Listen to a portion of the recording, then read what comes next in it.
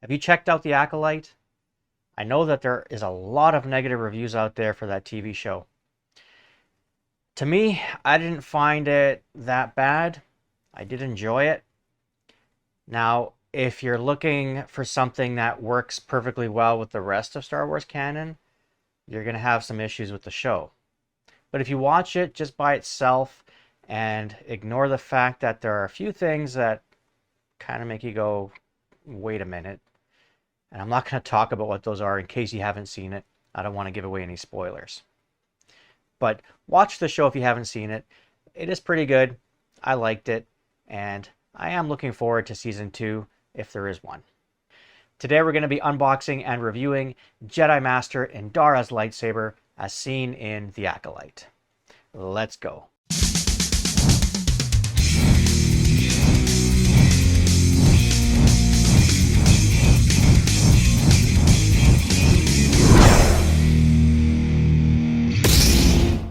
Hello to all my Jedi and Sith companions. I'm your host, the Frugal Jedi, and thank you for joining me as we unbox and review the Indara lightsaber, and this comes from SUPERNEOX.com. SUPERNEOX sent me this lightsaber as payment for a video that I did for them. So, is it free? Not really. I mean, I did have to do a lot of work. It took me around 10 hours to create a video and do post-processing and stuff like that. And anyways, I made a video for them. They sent me this lightsaber as payment. And they said, you know what? You don't have to review it because, you know, it's yours. It's your payment. But, I mean, how can I not review it, right? I'm going to review every lightsaber I get. And so is it paid sponsorship? Not really. I'm going to say it's not a paid sponsorship. They didn't really send it to me for free because I did have to work for it to get it. You can get this saber in 3 configurations. The first one is Super RGB. Super RGB means that the blade is hollow and the light will emit from the hilt. More affordable and very good for dueling. You don't have to ever worry about damaging any of the pixels inside the blade because the blade is hollow. You also get 27 sound fonts, Bluetooth control. You have sensitive smooth swing and gesture controls, blaster, flash on clash, lots of cool stuff. And the price for the Super RGB model is $271.60 with a 32-inch blade. If you want a 36-inch blade, you add $10 to the price. Next step up is the SM Pixel V4 Pro. So this uses a NeoPixel blade. You're going to have the LED lights built in, so you'll get the cool effect of the blade extending and retracting. Plus, you're going to have different blade styles. Same thing, 27 sound fonts, Bluetooth control, and they're quite awesome. That's the one we're going to be looking at today. And the price for the SM Pixel V4 Pro is $337.50. Again, if you want the 36-inch blade, you add $10. And lastly is the Profi edition. So that'll have the Profi soundboard with a NeoPixel blade.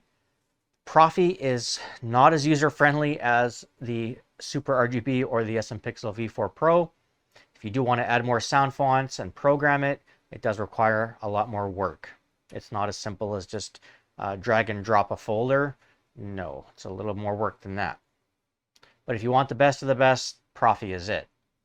And the price for the Profi edition is $405.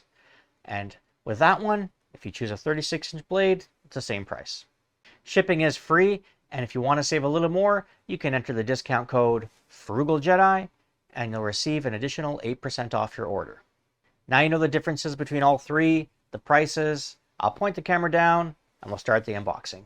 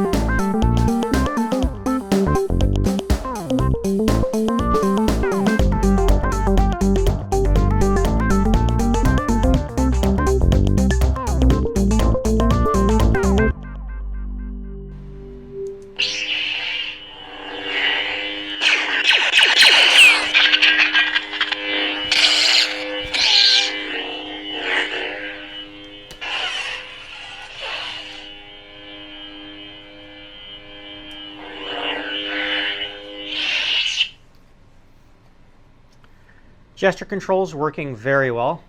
Responds to my wrist movements and having it facing down or up. Really loud. Nice quality, like really good sound.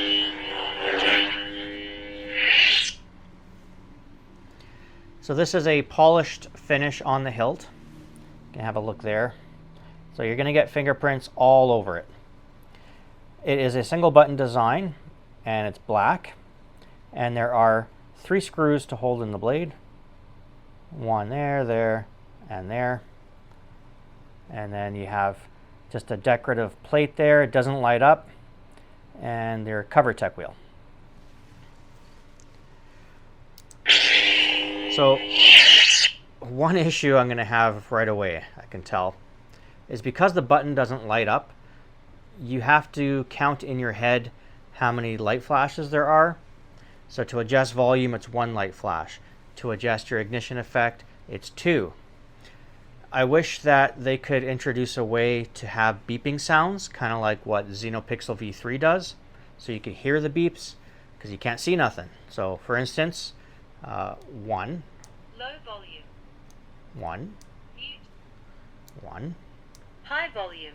And then for ignition effect, 1, 2. Unstable. And then 3 times would be 1, 2, 3.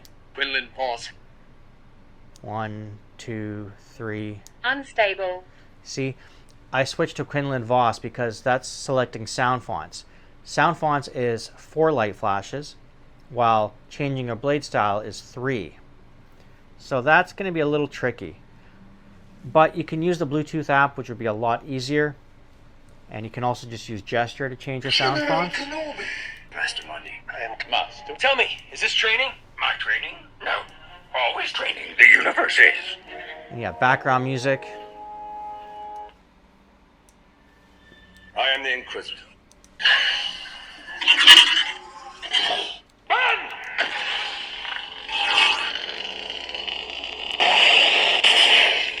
One, 2, 3.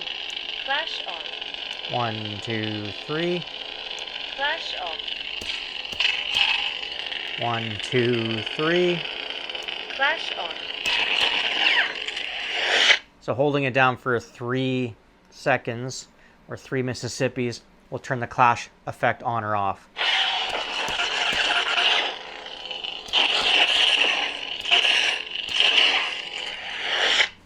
So I put it on, and yeah. I do like that coppery color on there. That looks really nice. And with the pommel, the reason it has such good sound is because they have lots of cutouts for that sound to come out of. To charge the saber, you're going to unscrew the bottom section. And you'll see a ring right there. Grab the ring, pull it out. That takes out your core. So you have your SNPixel V4 soundboard with your micro SD card. And on the other side here is where you have your battery. And at the bottom there is your USB-C charging port. And there's a tiny little hole which will light up blue when you're charging the saber. And then you have a good speaker on the bottom. And those are your connections for the hilt. To install this, you have to line it up with the button. So if you have a look at the button right there, and this section, I wish they would have put arrows like I've seen before, but okay, no big deal. You'll feel it kind of wiggle in, and then you push, and you'll click. And then screw on the bottom piece.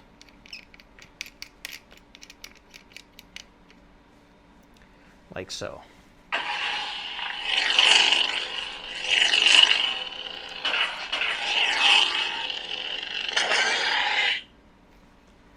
You can hold it with 2 hands. It does feel a little small for 2.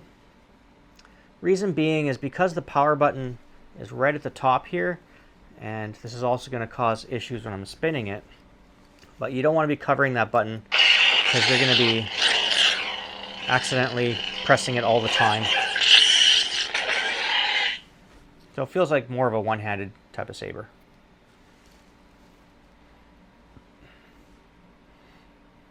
Rey Skywalker.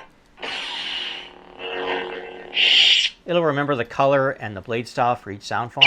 Yoda. So Yoda should be green. And we can switch colors quickly. Just hold the button, twist. And it'll remember it for next time. So when I go back to Yoda, it'll be green. Kestis. So it has accent swings. And when you swing the saber really hard, it'll produce a different sound effect.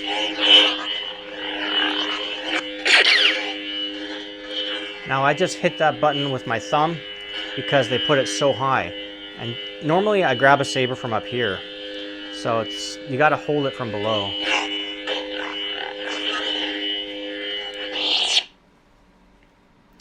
So far, I like the design of it. I'm just not thrilled about having the button that high. When I spin this, I'm going to be holding it right there. And I have a feeling that I'm going to be hitting that button like crazy. So let me put this to the test. I'm going to take it outside. I'll spin it around. I'll show you some blade styles, some different ignitions, and different sound fonts. And see how it is with having that button right there. And then join me back here for my final thoughts.